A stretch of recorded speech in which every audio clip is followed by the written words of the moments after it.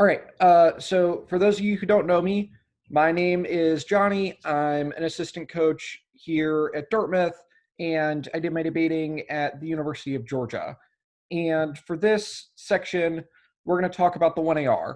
I've titled the elective Under Pressure, both for the reference to the Queen and David Bowie song, but, as well for our typical understanding of the 1AR, which is it is a heavily, heavily time pressured speech. So, the block, they get to speak for 13 minutes, and we've got 5 minutes in the 1AR to respond to those 13 minutes of argument. And I think for a lot of people, this leads to the conception that the 1AR is the hardest speech in debate. And I wouldn't really agree with that assessment, mostly because for all of us who give 1ARs, we also give 2NRs, which are way harder. So I don't, necessarily think that the 1AR is the most difficult speech to execute, primarily because I think if you have a good and cogent affirmative strategy, so like if your 2AC is set up well, and if your 2A knows where they want to go in the 2AR, the basic like script and the basic things that you need to accomplish in the 1AR are probably a little bit more simple than you might think. And now, there might be some of you here who are like harshly objecting to this, and you think that the 1AR is like the most difficult speech you've ever given. And that's totally cool. Hopefully this lecture provides some sort of a model for giving 1ARs that makes execution less difficult, and kind of teaches you some of my personal tips and tricks. So, I and the reason that I think that this is a really good subject for me is like I was not the fastest debater in college. You can see some of videos of me giving 1ARs. Like I am not a speedster, but I think I was able to give 1ARs fairly efficiently, mostly because I knew what the materials were about and I knew where we were going on every flow. The other reason that I think the 1AR is super, super important is because I think that this is the place where the AF loses the most debates, particularly in high school. Like I see, all the time, you'll see a 1AR that will spend, 3 minutes and 30 seconds extending their case. And, they end up spending like 30 seconds on a disadvantage, or they read no cards on a position. Like I see mistakes happen in the 1AR all the time, particularly when people are reading their framing AFs and they think that they don't have to answer disads. But the primary issues that I see in high school kind of always relate to coverage. They always relate to not setting aside enough time to answer the arguments that the negative team thinks are particularly important. So, I'll talk about sort of my 5 rules for setting up a 1AR. The first rule is you want to create a division of labor for 1AR prep. So I think that, another reason that I think that this lecture is kind of particularly salient is like one of the difficulties of online debate and of the transition to Zoom debate is partnership communication and communication during preparation time.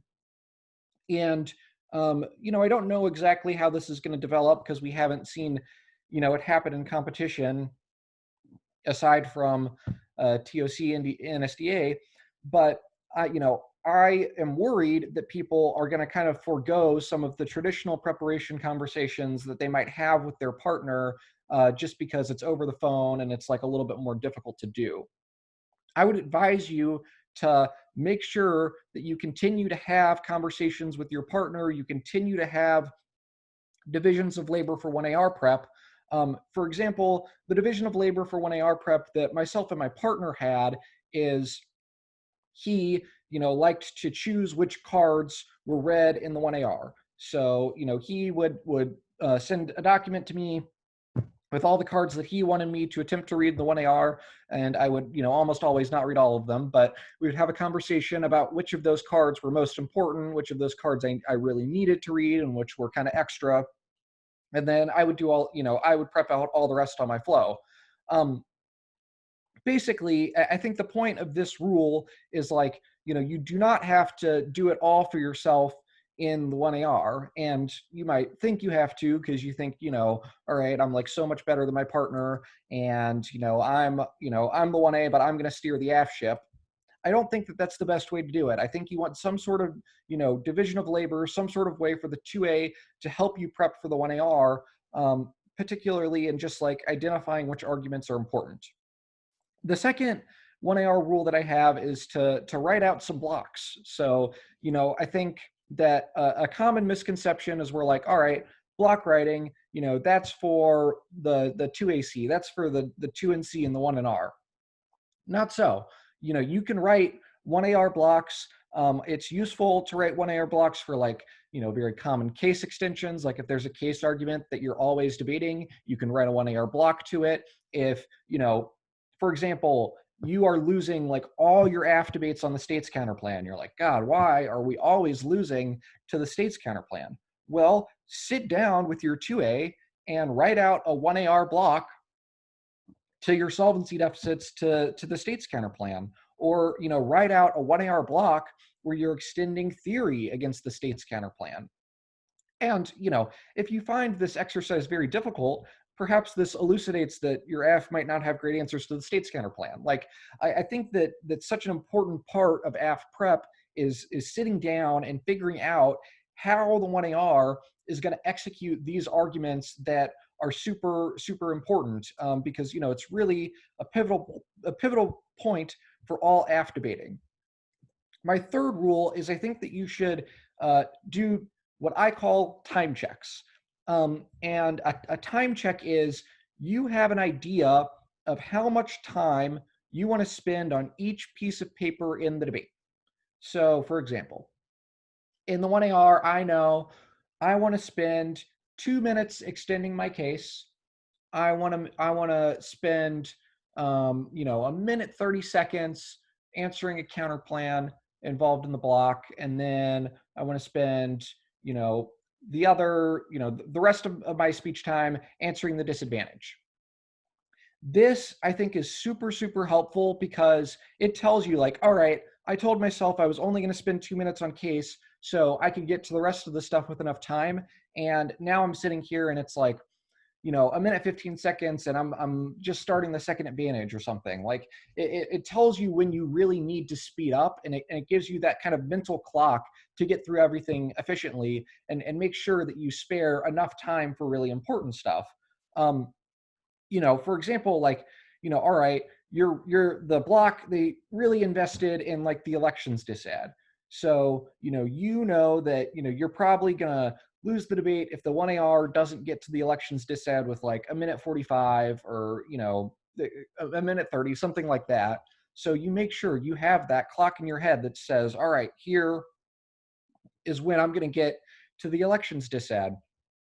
The other thing that this does is it'll prompt you to have a conversation with your 2A about time allocation.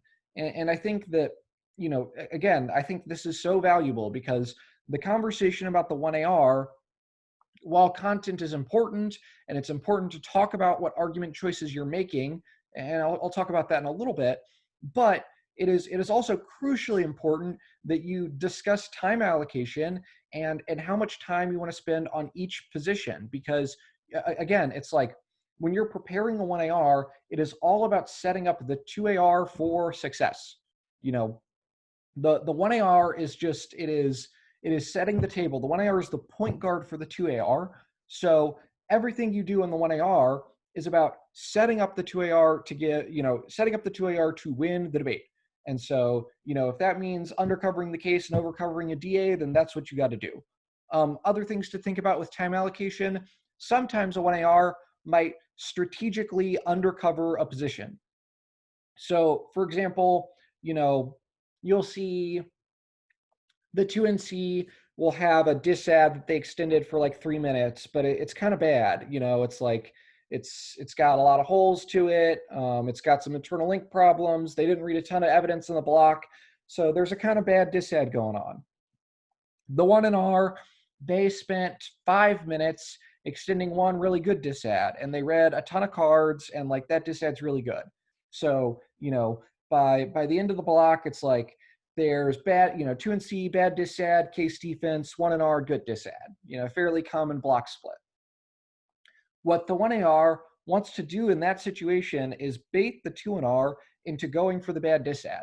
And the way you do that is by, allocating time accordingly. So you'll spend as much time as possible in the 1AR answering their good disad, beating it back, making sure that you're going to beat it in the 2AR.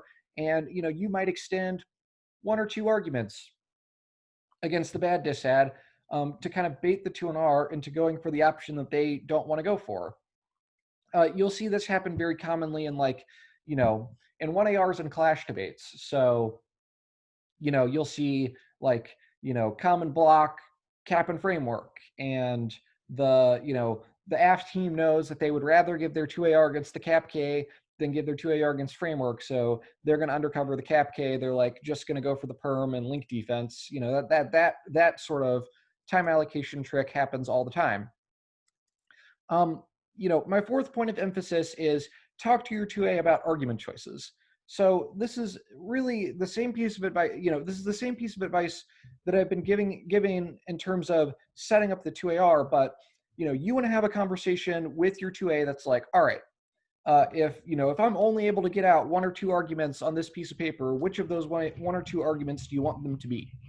And that conversation is super valuable because sometimes, you're going to mess up your time check. You're going to get to a disad with not enough time. At some point this year, you're going to give a 1AR and, you're going to be like, oh no, I don't have enough time to extend everything I want to extend, here against a disad. So I really got to bear down. And if you know which places your 2A wants you to bear down, you can make those decisions on the fly rather easily. And doing so is going to really help you win debates. And remember, this is all about making choices. In the scope of the bad 1ARs that I typically hear in high school, they most often involve attempting to extend basically every argument that was in the 2AC. So they're like, all right, we like all these arguments, so we're going to extend them, one by one. And you can't do that. You have to make choices about what your best arguments are. Another piece of advice that I would give just kind of globally is I think that it is useful, particularly in high school debates, particularly when you're just figuring out this, how do we set up AF strategy? How do we, get across the finish line to the 2AR question? Set up the 2AC with the arguments in order of quality.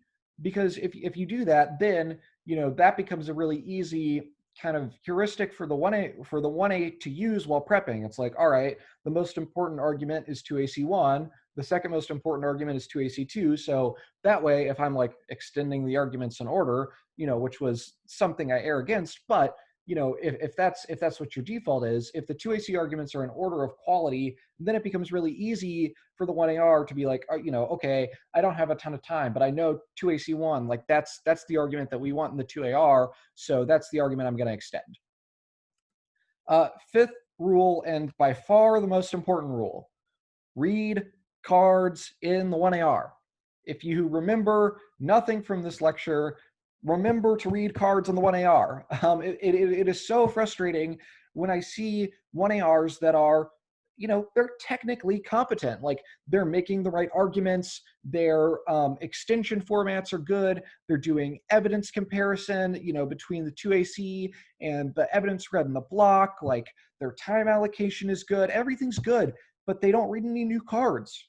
And if you do that, you're going to lose every time because the negative will just structurally, they're going to have 3 or 4 cards for every card you read in the 2AC because, that's how the block works. So the only way that the AF gets back in the game is if you pick the arguments that you think are most important and you read more cards in the 1AR.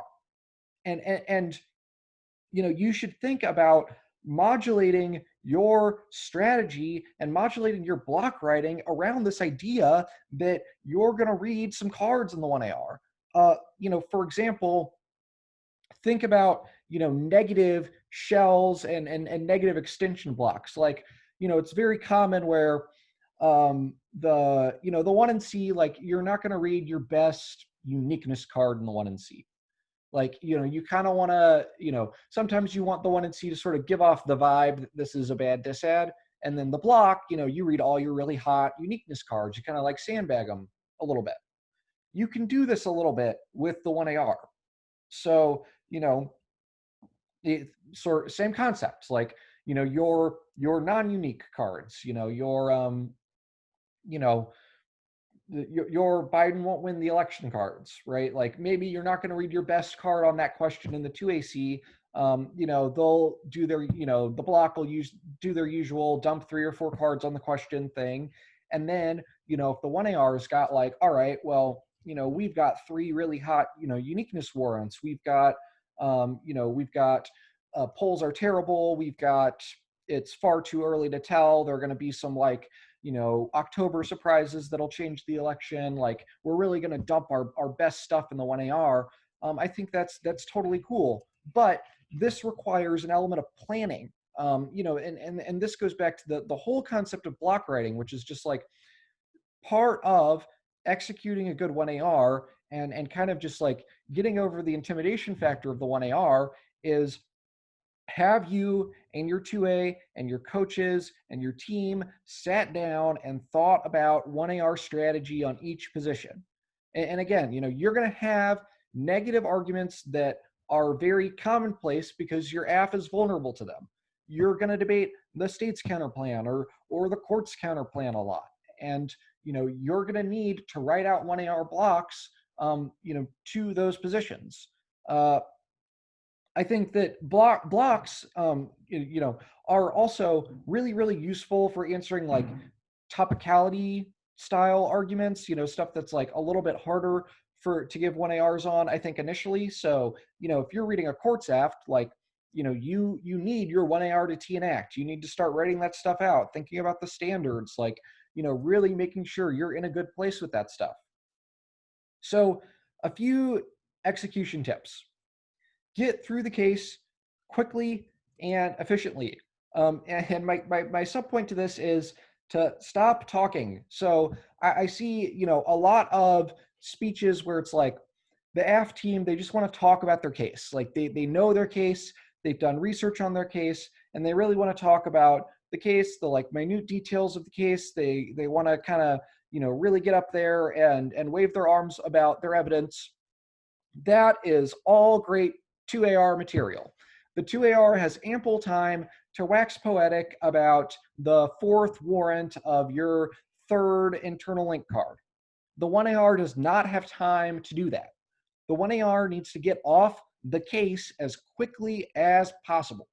So you want to make your extensions, you want to cleanly extend you want to cleanly extend your advantage. You want to remember to extend all the impacts. That's another thing I see all the time is people will just like forget that they had an impact. You want to make sure you're not dropping arguments. One thing I see that happens sometimes is people will, when they're flowing, the block might be particularly long on case defense. So they're flowing, they'll flip their paper, they'll to flow the like 10th through 12th arguments that the block made on the case. And then when they're giving their 1AR, they'll forget to flip their paper over and they'll drop 10 through 12. Don't make that mistake. It's sort of one of those things that kind of only happens once, because you sort of remember it, but don't drop arguments, don't drop case arguments, don't forget to flip your paper over, but get off the case as quickly as possible. Do not wax poetic about your case. Kicking advantages is actually a negative time trade-off for you. So, common like 1AR 101 tips is, hey, if I'm pressed for time, I should just kick an advantage, right? If it would take me 1 minute to extend my, second advantage, then, I can just axe that time that I would spend in the 1AR extending that advantage, use that time to answer a disadvantage or, make sure I'm covering negative offense. And I will try to persuade you why I think that this is actually the wrong way to approach it. So, think about this from a debate math perspective. So, because we're all 1As here, we are also all 2Ns. So think about what is the minimum amount of time that you would spend in the 2NR responding to, even a like shoddily extended or like shadow extended advantage in the 1AR? Usually the answer is like about 45 seconds, maybe. That's like the bare minimum. You would like to have like a minute, if it's a good advantage, certainly over that, but that's the bare minimum. And that is a hefty chunk of your 5 minutes of 2NR time, right?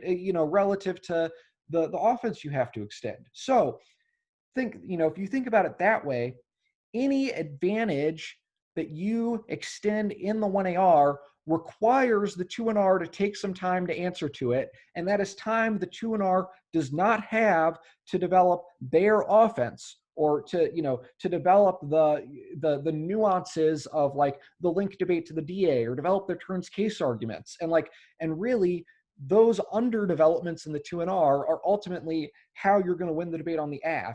So I think it is almost always advisable to keep both advantages, to keep all of your advantages around in the 1AR, to get the respect of the 2NR, because the 2NR has to respond to them, and that's time the 2NR does not have to extend their offense. Now, there are some exceptions to this. So, for example, let's say that the block spent a bunch of time link turning your advantage, and then they spent like a minute and they read an impact defense card. By all means, kick that advantage, because you're getting rid of a potential 2NR option. Same thing, like, the block, they've spent a ton of time extending D development, but they've also extended an argument that the AF doesn't solve the economy, or economic decline is going to happen now. By all means, in that situation, get rid of the advantage, because you're getting rid of a potential offensive argument that the 2NR could go for. But if you're not getting rid of an offensive potentiality for the 2NR, I wouldn't kick an advantage, because I think it ultimately ends up being a negative time trade-off for you. Other piece of advice: think across flows. So when you kick out of an advantage, do any of the negatives arguments matter for the other advantages? So is there an impact or some geopolitical event that's now been made inevitable by an argument you've kicked out of?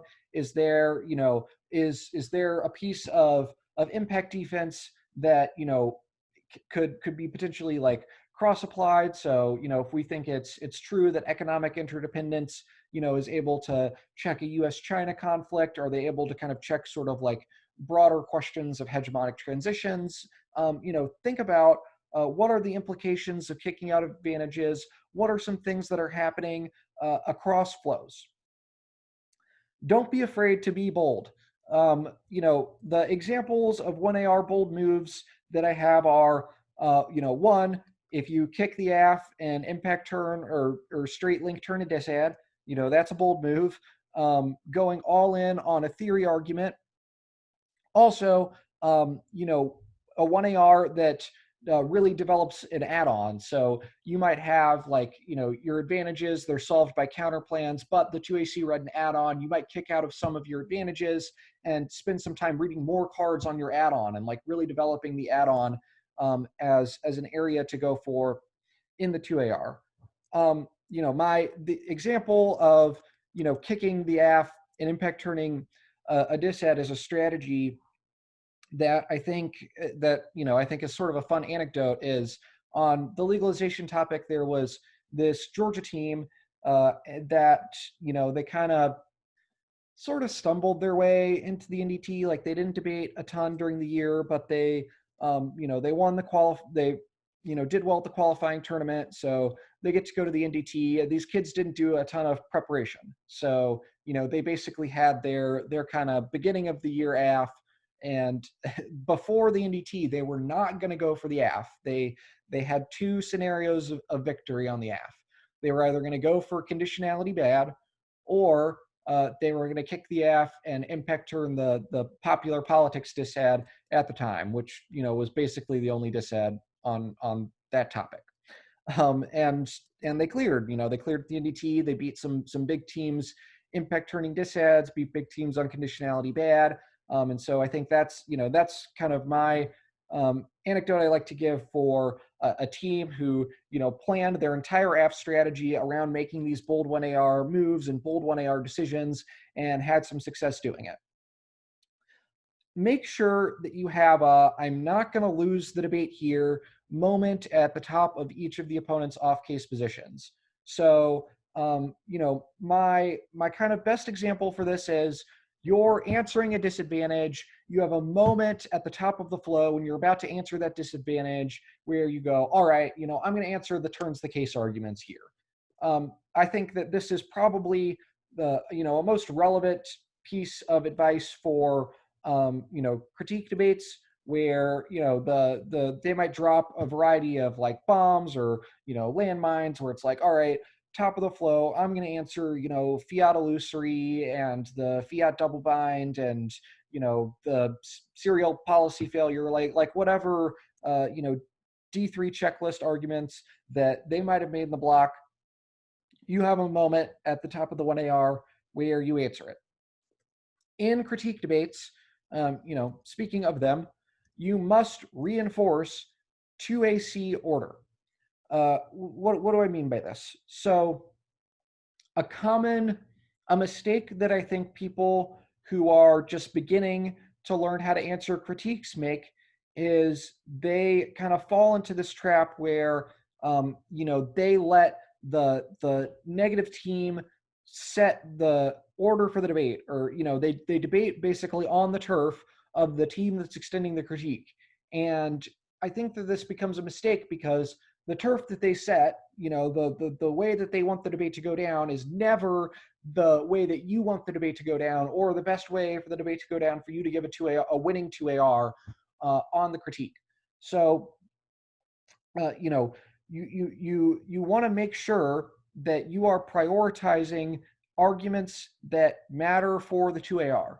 The other reason why I think that this happens sometimes is, you'll see teams who are, they strategically critique teams who are strategically not using kind of traditional line by line or ordering argument structuring techniques, basically for this purpose, for the purpose of throwing you off your game, throwing you off your order, for the purpose of kind of making your flow a mess and making it so you don't really know how or where to go in the 1AR. Well, my advice for this is to use the 2AC order and to kind of reimpose some order in the 1AR and not really bother with the order that the block has tried to set up. The way I would always order 1ARs, regardless of how the block was structured when I was affirmative debating a critique, was, it would be framework. I would extend our framework interpretation, answer their stuff. I would have a part where I answered all the tricks, those checklist arguments.